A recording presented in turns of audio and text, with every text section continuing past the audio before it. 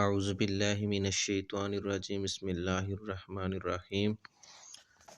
نبی پاک صلی اللہ تعالی علیہ وسلم اس دنیا میں دنیا اور بلائی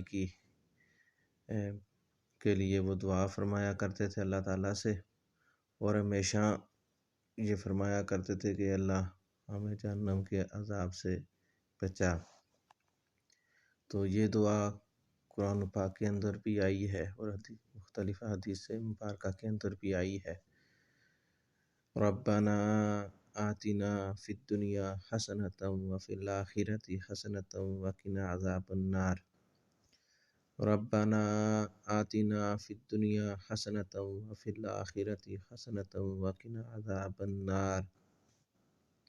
ربنا آتنا فی الدنیا حسنۃ وفی الآخرۃ حسنۃ وقنا عذاب النار۔ اے ہمارے رب، تو ہم کو عطا فرما دنیا میں بلائی اور آخرت میں بلائی، اور ہے ہمارے رب تو بچا ہم کو جہنم کے عذاب سے۔ یہ حدیث مبارکہ اور یہ دعا بہت ہی جامع دعا ہے، اور مختلف حدیث مبارکہ کے اندر یہ دعا آئی ہے۔ اس لیے ہمیں ہر دعا، ہر نماز، ہر عبادت کے بعد یہ دعا کرنی چاہیے۔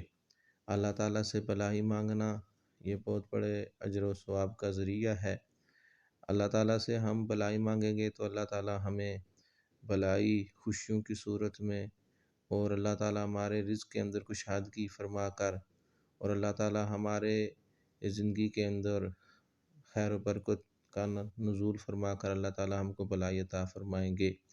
اور آخرت کی بلائی یہ ہے کہ آخرت کے اندر اللہ تعالیٰ جب ہم کسی گناہ کی سرزنش میں آ جائیں گے تو اللہ تعالیٰ ہمیں وہاں پہ محفوظ فرمائیں گے، اور اللہ تعالیٰ کو جو بھی غضب اور ناراض کرنے والے احکام ہیں وہ اللہ تعالیٰ ہم سب کو دنیا کے اندر ان تمام برائیوں سے محفوظ فرمائیں گے۔